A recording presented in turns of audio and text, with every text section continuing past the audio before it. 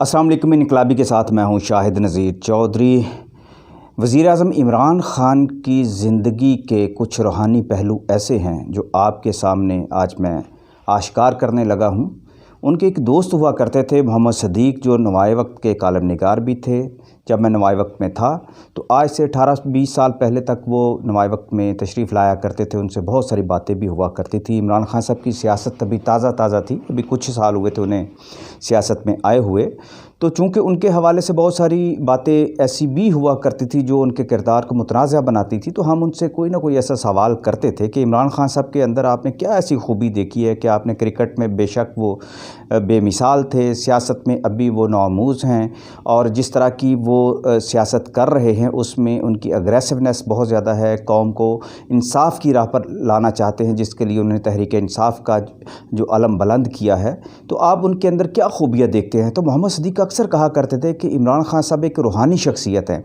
तो आम तौर पर जब ये बात इमरान ख़ान साहब के हवाले से की जाती है तो बहुत कम लोग ऐसी बात पर यकीन रखते हैं कि इमरान ख़ान साहब का रूहानियत से क्या ताल्लुक़ हो सकता है। जो लोग उनकी ज़िंदगी के माजी को जानते हैं और वो समझते हैं कि इमरान ख़ान साहब पर तो बहुत सारी ऐसी कीचड़ उछाला जाता रहा है, उनके आज जो हलीफ हैं और जो आज उनके मुखालिफ हैं, उनके किरदार पर बहुत ज़्यादा कीचड़ उछाला करते थे, जिससे ये तासुर नहीं मिलता था कि इमरान ख़ान साहब कोई रूहानी शख्सियत हो सकते हैं या उन पर रूहानियत का गलबा हो सकता है। मोहम्मद सदीक़ बताया करते थे कि उनके साथ बहुत सारे ऐसे मकामात पर गए जिसके अंदर उन्होंने ये देखा कि इमरान ख़ान साहब के अंदर एक रूहानी तड़प मौजूद है। जब वो उनके साथ किसी टूर पर जाते थे तो इमरान ख़ान साहब की तमन्ना होती थी कि उस इलाके में अगर कोई बुज़ुर्गाने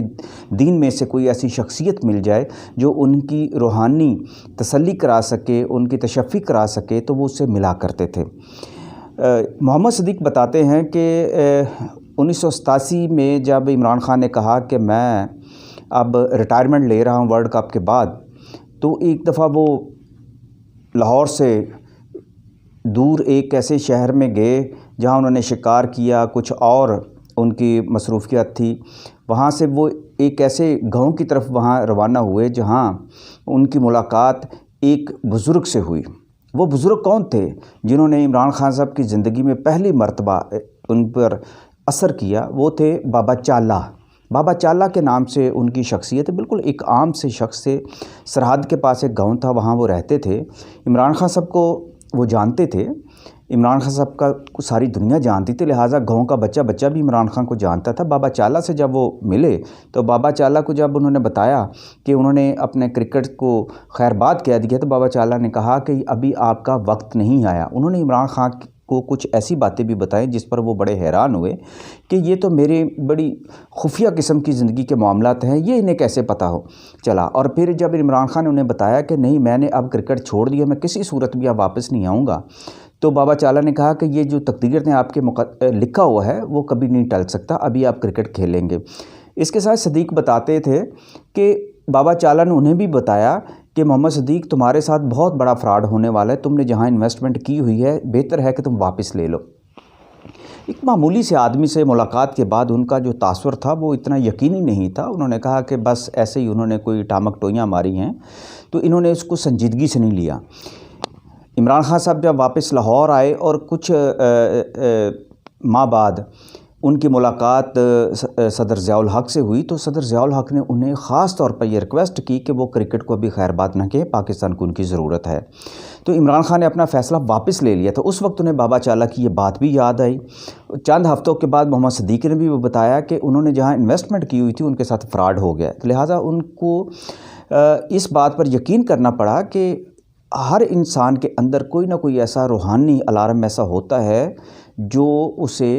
किसी भी ख़तरे से आगाह कर सकता है, और जो रूहानी मुकाम रखने वाले लोग हैं उनका अल्लाह के साथ बराह रास्त ताल्लुक़ है। इमरान ख़ान साहब की ज़िंदगी के अंदर ऐसी आहिस्ता तब्दीलियाँ आनी शुरू हुई। इसके चंद माह बाद उनकी मुलाकात मोहम्मद बशीर साहब से हुई।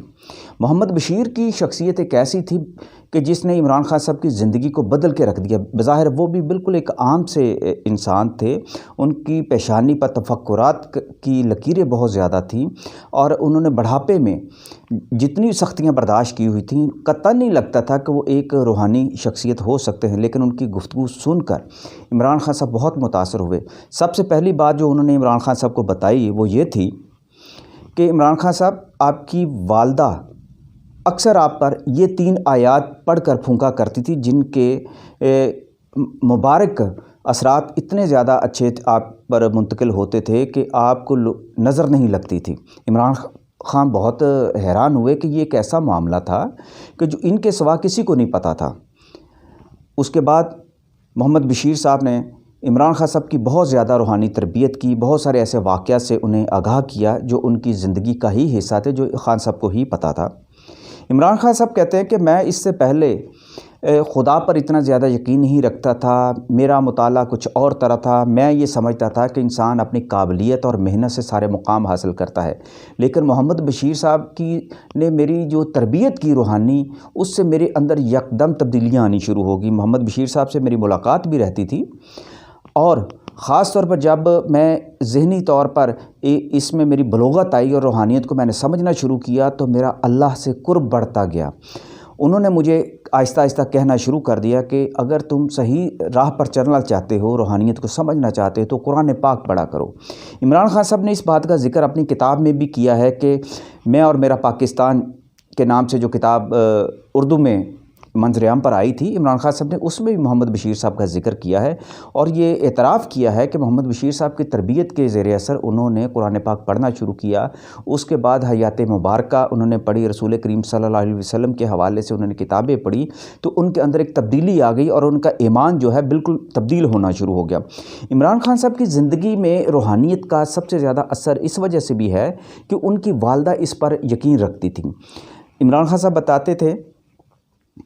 جو انہوں نے اپنی کتاب کے اندر بھی لکھا ہے، کہ 14 سال کی عمر میں ان کی والدہ کی ایک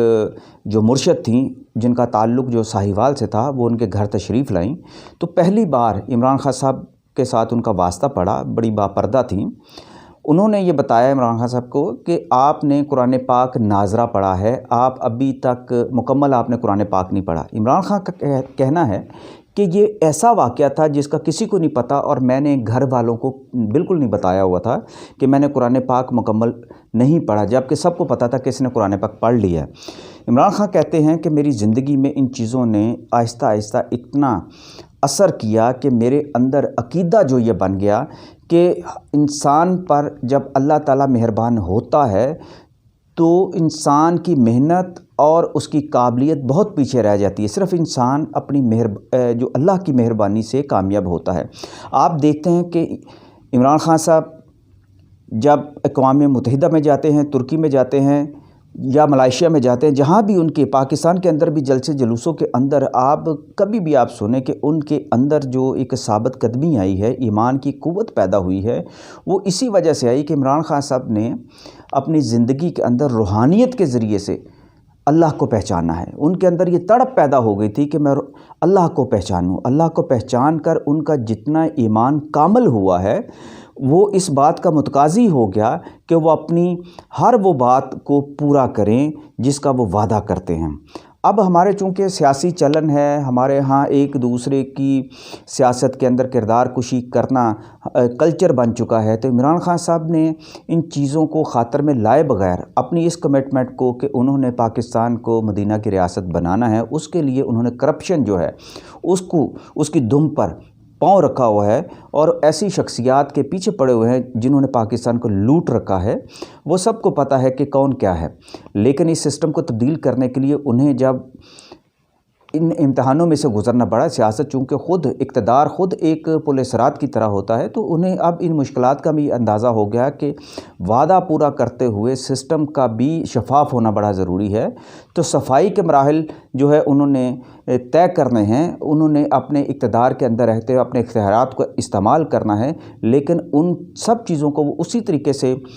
کامل یقین کے ساتھ آگے بڑھ سکتے ہیں جب ان کا ایمان جو ہے وہ ان کا ساتھ دے گا۔ ایمان کی بات تک عمران خان جیسا کہ ان کے بارے میں کہا جاتا ہے کہ وہ جھوٹ نہیں بولتے، وہ کرپشن نہیں کرتے، تو اس کی بنیادی وجہ ہی یہ ہے کہ انہوں نے کمٹمنٹ کر لی ہوئی ہے اپنے ساتھ، اپنی قوم کے ساتھ، اور سب سے بڑھ کر اپنے اللہ کے ساتھ کہ وہ پاکستان کی خدمت کریں گے۔ عمران خان کا یہ یقین ہے کہ پاکستان ایک روحانی معجزہ ہے، پاکستان زندہ رہے گا، پاکستان ترقی کرے گا، پاکستان نے بہت آگے جانا ہے، لیکن صرف اللہ کی مدد کے بغیر یہ آگے نہیں جا سکتا۔